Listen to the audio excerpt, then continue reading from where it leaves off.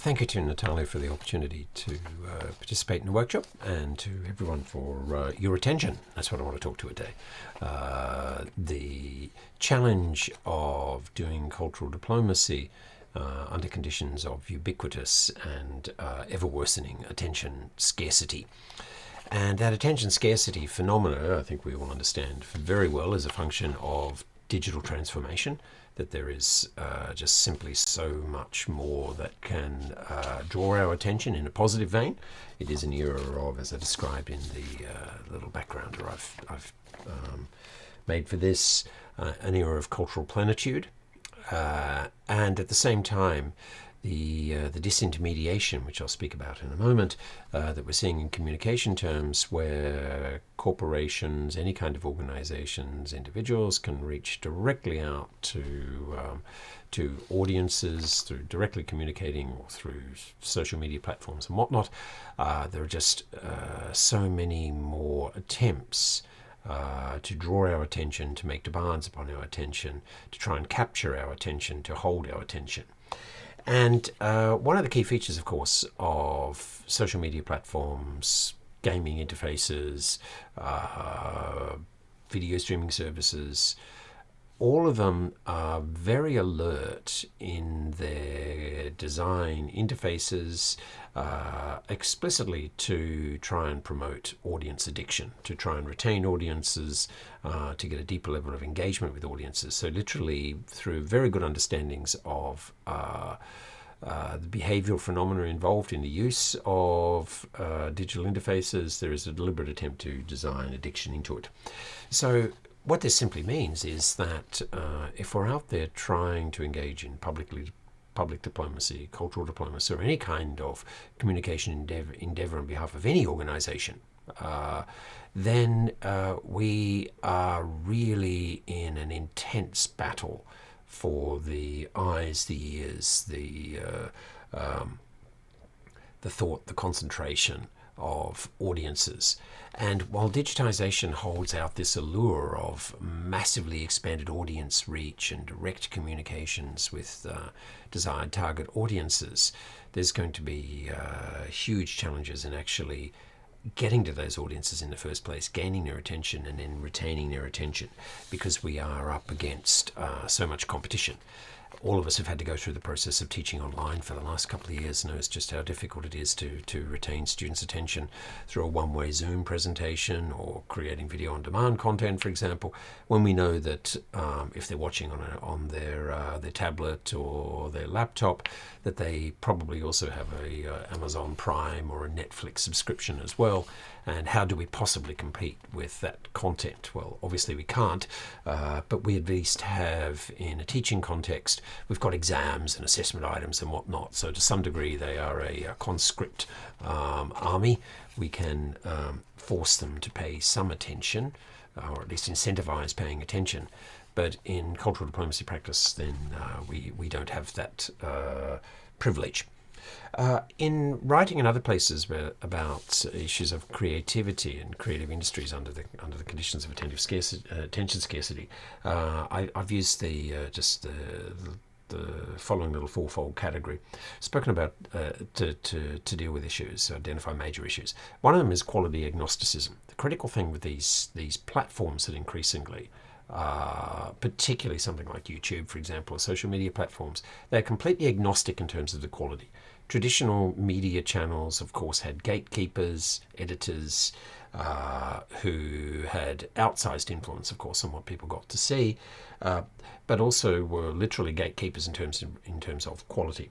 So one of the implications of this disintermediation process is the fragmentation potentially of audiences and serious debates, and we know this, many of our political science colleagues study the rise of radical and cross-border and quite unpleasant sometimes kind of communities, particularly in the radical right and extreme political movements and whatnot, of people just simply talking to themselves and the breaking down of national audiences, balkanization for want of a better term. Another concern about digitization has been about dumbing down, and this debate about dumbing down is to some degree an extension of previous debates about the massification of cultural markets and open exchange, open trade of cultural creative goods. Tyler Cohen has made perhaps one of the most interesting contributions on this and emphasizes actually the gains from trade. And it's not as pessimistic as many suggest. And it's been controversial in the sense that the last frontier for trade protection in most countries, of course, relates very specifically to cultural industries, content industries in particular. The extension of that concern about dumbing down into the digital space, of course, very often mirrors the concern that social media has been incredibly, arguably trivializing of so much of our culture. I want to suggest a counter perspective, though, that there are equally very significant communities of connoisseurship that exist out there. That whatever your particular interests are, you can, in Richard Cave's term, the famous late cultural economist, cultivate your cultural consumption capital. Simply, that is, the more you consume, the more you know about a particular cultural product or creative product, the more you can appreciate it. So it actually flips the basic law of diminishing returns in economics to say that the more you consume, the more you will enhance your sensibility. Presumably, of course, that you're consuming better things. So it's a virtual cycle up, or you could say the reverse. Just one example, if you're interested in fragrance and perfume, have a look at basenotes.com, basenotes.net. Quite striking there, of course. People from all over the world interested in fragrance, but also clearly many people who are industry insiders, perfumers and other industry insiders who are under nom de plumes, are contributing to very sophisticated conversations about developments, not just in industry as a whole, but reviewing particular product. So whatever you're into, you can find communities there. And so we can argue that these very significant communities of cultural connoisseurship but both evidence of greater degree of optimism in terms of cultural exchange across place, disintermediated digitally, new communities, but also a potential resource that we can tap with cultural relations. Just one other aspect in terms of cultural latitude. The likes of Amazon and Netflix and whatnot are very significant. Because of the competition between these platforms right now, there has been unprecedented levels of spend on commissioning new content, particularly drama. And what's interesting is not only that we're seeing much more new content being created, much more so than in the era of stable television markets, but also the major platform enterprises have an eye to the potential saleability or the popularity of that content across cultural divides. And so we're seeing more and more that dramas that for example, well appraised in Israel find audiences in other countries as well. So that's on the one hand a very promising aspect of these platforms, but on the other hand speaks to the fact that we just have more and more competition, of course, for audience attention. More generally, the content industries are very much and communications, digital communications, are very much characterized by increasing professionalization in terms of understanding and using digital tools for understanding audience reach, and not just reach but also impact. Trying to see how people actually act once they've actually received a message and interact with it. Social media potentially enables this, but in a more disconcerting way sometimes, connect to even things like our shopping patterns and whatnot. There is a broader issue about the professionalization of content. I've just mentioned, of course, an example of significant enhancing professionalization of content through the likes of Netflix and whatnot. At the same time, we know from YouTube that so much of the content that people engage with these days is very much prosumer content. It's often low tech, very DIY, but that actually speaks, interestingly, to a very important attribute, a key attribute we could argue in our contemporary culture, and that is perceived authenticity. And a little checklist here in terms of what we want in terms of communications and message attributes. This is from my communication design course, okay, from last week's slide stack for the second year students. But we want attributes of resonance, of course, with audience, timeliness, resilience.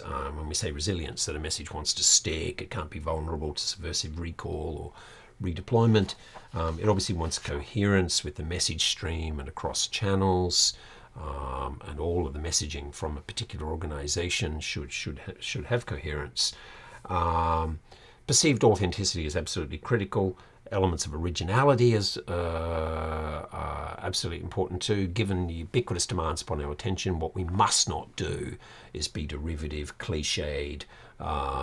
Don't waste people's time. Give them something fresh, and audiences are very impatient with anything that seems to be unoriginal. And of course, appropriateness. It needs to be aligned with the ethical norms of the target audience and other stakeholders.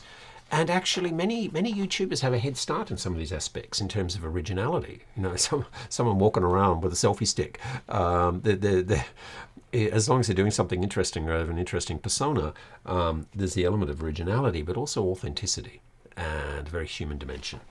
And I want to offer a simple example in relation to the Japanese context. And it's a guy called Paolo from Tokyo, but he's actually from the Philippines, who had a few thousand viewers on YouTube, and he made these nice little videos about living in Japan. And then with COVID and maybe it was spontaneous, maybe there was something to do with people more time on their hands, maybe shifting values of audiences. But his average view on his videos now is 10 million. Okay, and check out Paolo from Tokyo. He has become, without doubt, the single most influential introducer of Japanese culture to foreign audiences. And what caused him to go so viral was a series called Day in the Life of. It started off with a day in the life of a Tokyo butcher and then a whole bunch of other things, university students and housewives and whatnot.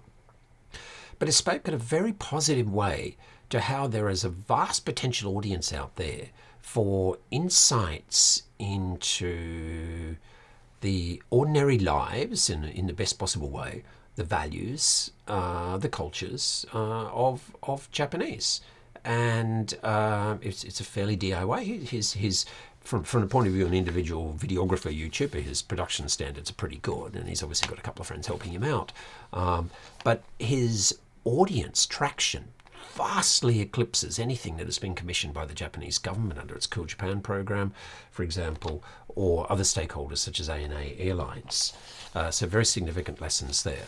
More generally, this speaks to the phenomena of what I refer to here as attentional disintermediation, that the gatekeepers are less important than they used to, but this introduces significant uncertainty. Now, so much of the organizational practices and structures and contracting in creative industries are all about dealing with uncertainty, obviously.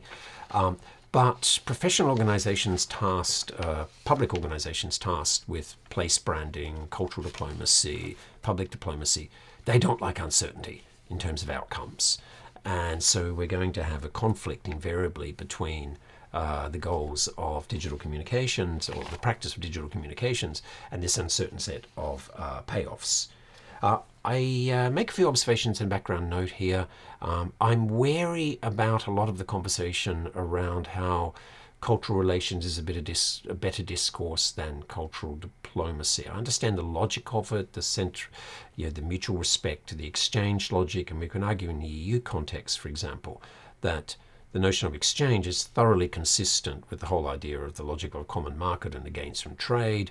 And indeed, Tyler Cohen, leading cultural economist, he has written very significantly about a gains from trade model from cultural exchange. He also talks about extensive and intensive, by the way, and how the equivalent of what I've talked about with cultural communities of connoisseurship can help the extensive consumer. As the Japanese would say, the maniacs, the people who are intensive, get to share and lift tastes of everyone, perhaps. So the positive interaction there.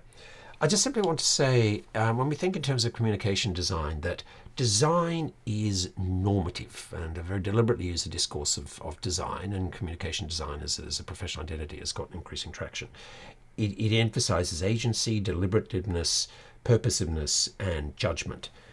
Cultural diplomacy has normative ends, and those normative ends reflect the organisation, such as the EU, for example, that are seeking to do it. And then just a final concluding point, there is a little bit of a paradox, I think, in terms of bureaucratic organisations. Some of their most creative narrative endeavours are actually about justifying their existing practices and programs in terms of newly emergent imperatives. And I just simply conclude with the observation that in the EU work programme for Creative Europe for the last 2 years, explicitly the Green Deal is there, not just there, but the work programme is in bold, says that this is the greening of Creative Europe.